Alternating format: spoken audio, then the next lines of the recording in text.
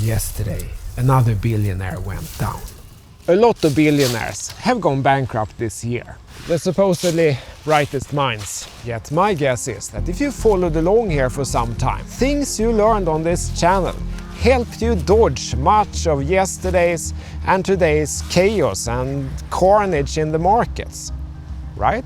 How could billionaires like FTX founder Sam Bankman-Fried, Celsius founder Alex Mashinsky, Three Arrows Capital founder Su Zhu, Luna founder Do Kwon, with hundreds of the best consultants, the smartest employees, the best advisors in the world, billions of dollars, fail so miserably in the markets? You've done a lot better, and I'm here at all-time high in terms of my net worth. Looking at their market mistakes, they were clearly preventable. If we could dodge this, why couldn't they with all their resources? There is a specific answer to that, I think, and we'll answer that with the help of the city of Lund.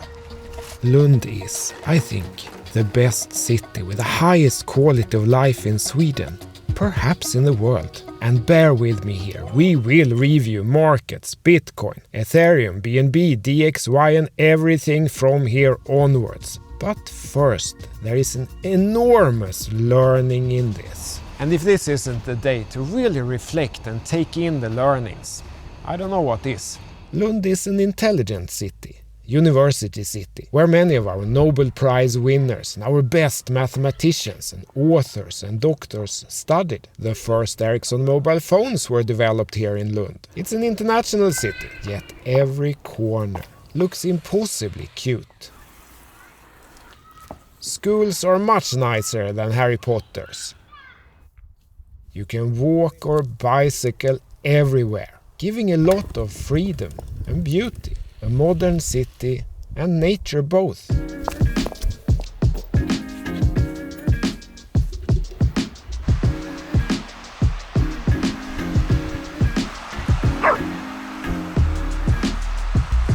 It's near the ocean.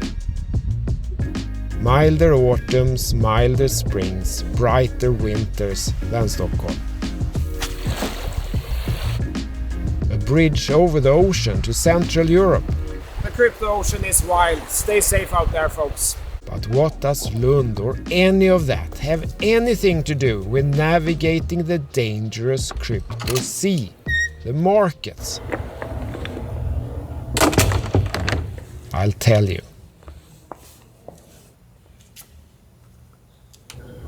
My dad, who died much too young, he was just a few years older than I am now, studied here in Lund.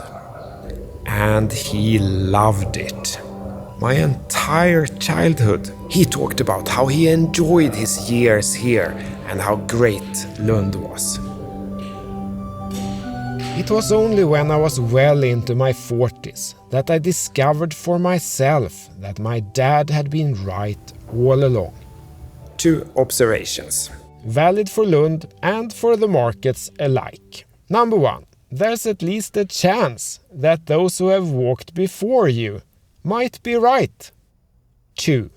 But you still need to walk your own path to get it. Sometimes other people's experiences, other people's mistakes isn't enough. You have to discover it for yourself.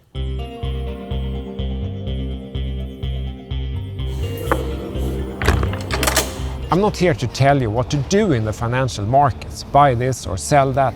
That would be illegal and it doesn't work. So while others are happy to do that, I try not to. I want to educate, give knowledge and tools that you can use, not rely on me, because I know full well that my experience and my mistakes are not enough. You have to redo some old mistakes. In some fields you just have to walk the path yourself. My only hope is that you will get wise enough to do smaller mistakes in the markets along your own learning journey, rather than too big, too painful ones that end your investing career.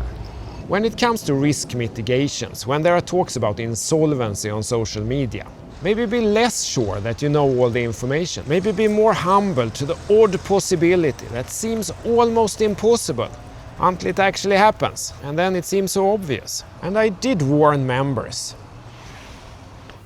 How could I do that? Did I have some secret insider info?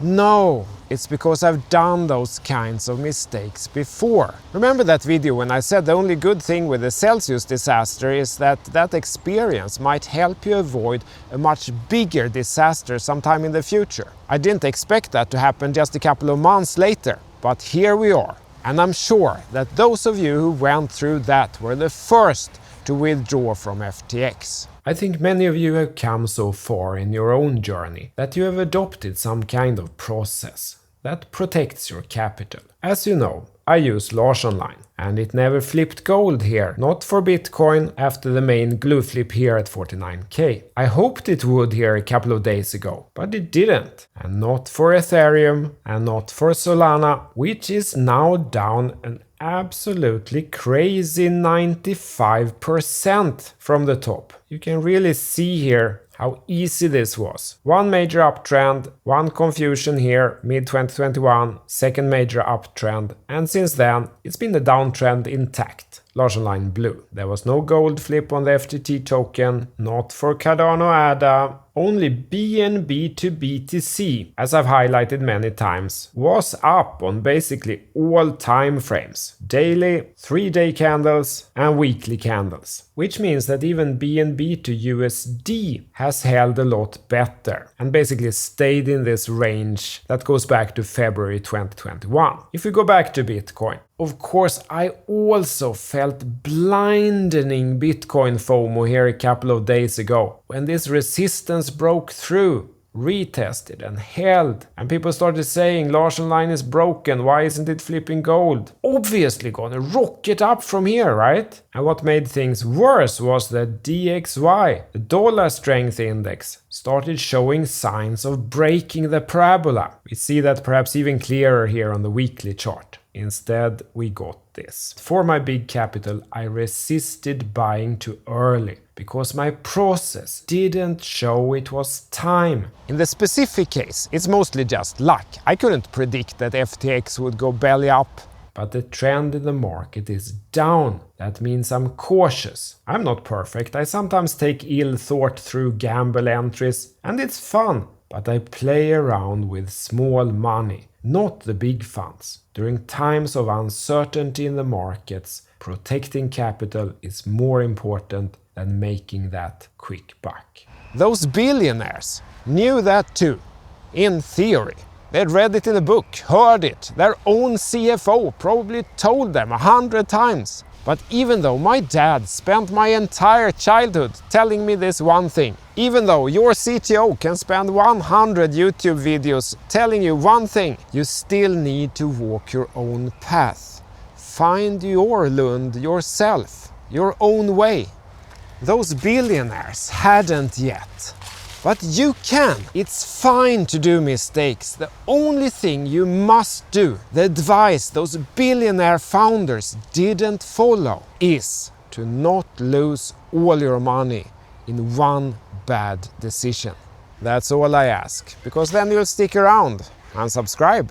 So what from here? Well, now Bitcoin has conclusively broken this 18,600 support that I've talked about for a long time. Next support is around 14k, comes from this reversal point over here in 2019, and that's also the target from this double top here. No idea if we will get there, but if we do, that will probably provide some buying interest support. If the FTX deal goes through, I'm not sure why that would necessarily crash Bitcoin further. SOL and so on, yeah, I guess so. But I'm not as clear why that must crash Bitcoin. But then if the deal doesn't go through, who knows what will happen? The good news for me is that I don't need to predict it. I'll just follow my process.